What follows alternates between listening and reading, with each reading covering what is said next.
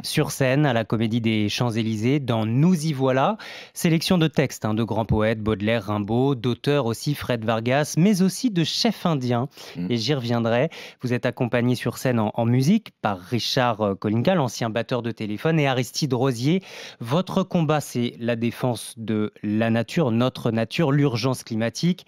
D'abord, ma petite première question rituelle. Philippe Torreton, vous, président, quelles premières mesures concrètes vous prendriez pour changer la vie des Français? Écoutez, on serait dans un monde idéal, j'aurais sûrement une petite réponse toute faite, mais vu le monde dans lequel on est, je crois que toute personne qui pourrait répondre, par une réponse précise, mentirait. Donc, je vais me situer dans un monde idéal, hein, où Poutine n'aurait pas envahi l'Ukraine, où nous ne serions pas au bord d'une possible, guerre, mondiale. Je dirais si j'avais le temps de penser à autre chose que ça. Je crois que ce serait un décret pour rétablir, ça a l'air d'être anecdotique, mais je pense pas que ça le soit, rétablir la cuisine dans les écoles, d'arrêter ces grandes plateformes qui alimentent mal nos enfants dans les cantines. Les Et Sodexo et consorts? exactement, et de remettre des cuisiniers, des cuisinières, des aides cuisiniers, des aides cuisinières, des apprentis dans les écoles, de façon à ce que les enfants sentent la cuisine se préparer, voient les aliments arriver, se transformer.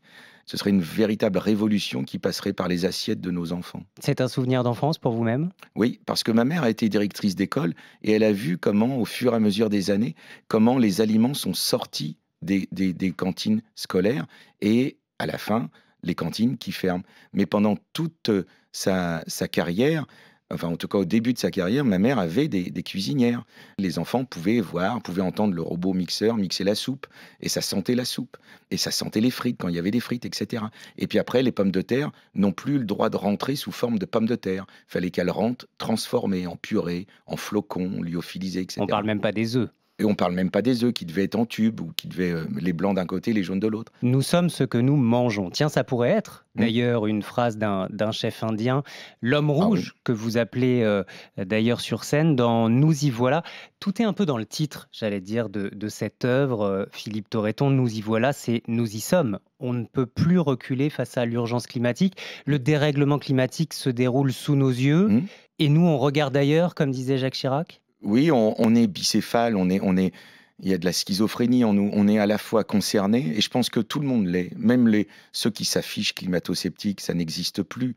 Dans l'intimité de chaque être, on sait très bien que ça change. On sait très bien que le monde est bouleversé et qu'on est à l'aube des bouleversements. Climato-sceptique, c'est une posture, Je c'est crois que c'est un une posture. mensonge. Bien sûr, c'est une posture, c'est politique, c'est à moins d'être amputé d'un bout de son cerveau, mais je crois que ce n'est plus possible de nier. Les rapports sont tels, vont tous dans le même sens depuis des années. Donc, plus personne ne peut être climato-sceptique. Donc, ceux qui le sont, en tout cas ceux qui en parlent, c'est une posture politique. Et donc, on est à la fois concerné, mais à la fois on est tellement embrigadé dans nos vies qu'on a l'impression que ce qu'il faut changer est trop important et qu'on n'y arrivera pas tout seul, sans quoi ils n'ont pas tort. Il faut être aidé par la politique. L'homme politique peut faire quelque chose. Il peut décréter, il peut faire voter des lois, il peut changer complètement de braquer l'économie. Mais encore faut-il avoir ces hommes politiques-là. Qu'est-ce qu'on attend finalement? Tiens, je cite justement Mmh, l'un des auteurs que vous portez sur scène, Fred Vargas, mmh, l'homme ne perçoit la réalité que lorsqu'elle lui fait mal. Ça veut dire qu'on n'a oui, pas encore assez mal pour se rendre compte qu'il faut qu'on agisse tous? je crois. Le problème, qui est évidemment d'une cruauté sans nom, c'est que les pays qui polluent le plus sont ceux qui sont le moins impactés par les changements climatiques réels aujourd'hui. Il faut plus aller vers la Polynésie, vers l'Afrique, vers l'Asie, où là, on voit déjà les terres complètement desséchées et la montée des eaux. Souvenons-nous de cette image, hein, au dernier sommet du climat, de ce Premier ministre qui avait les pieds dans l'eau pour faire sa conférence de presse.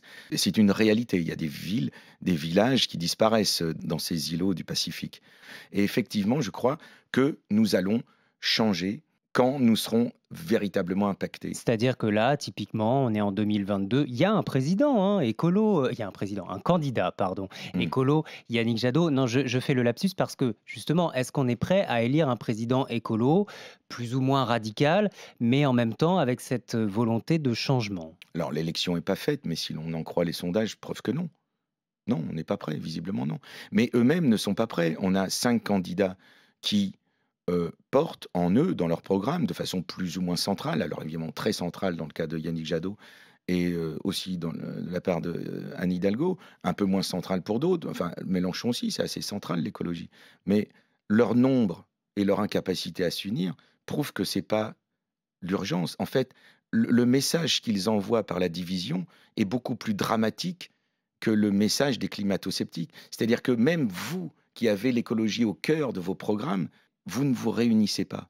Donc, le message que vous envoyez au peuple est absolument négatif Et c'est et ça, d'ailleurs, contre-productif. aussi que vous essayez de faire sur scène, de montrer que lutter contre le réchauffement climatique, être dans une certaine forme de décroissance, ça n'est pas que négatif. Ça peut aussi être un combat réjouissant. Mais totalement, moi, c'est une nouvelle frontière, comme aurait dit un Kennedy. Ça peut être joyeux. C'est un monde à inventer quasiment.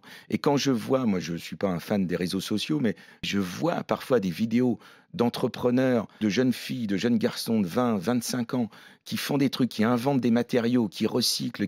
Mais c'est absolument passionnant. C'est une aventure humaine passionnante. Et on n'arrive pas à communiquer là-dessus. Et c'est ça qui me désole, parce que c'est pas du tout un retour en arrière, ce n'est pas du tout... Quoique, retour en arrière, qu'est-ce qu'on entend par ça? Moi, quand j'ai écrit Mémé, par exemple, ce livre qui s'est extrêmement bien vendu et dont je parle encore, parce qu'on m'en parle tout le temps, mais c'est le livre finalement le plus politique que j'ai pu écrire. La vie de nos mémés est à prendre en compte leur façon de considérer que chaque chose a un coût. Derrière chaque produit, il y a du travail, il y a la vie d'un homme, il y a l'expérience d'un homme ou d'une femme qui s'est usé à ça. Bah ça, si c'est ça le retour au passé, bah oui, c'est retour au passé, ça ne veut pas dire régression, ça veut dire regardons ce qu'il y avait d'intelligent avant ou ailleurs. Remettre l'humain au cœur de la nature et surtout Totalement. la nature au cœur de l'homme. C'est ce que disent Merci, les Indiens. merci Philippe Torrejon. Merci à vous.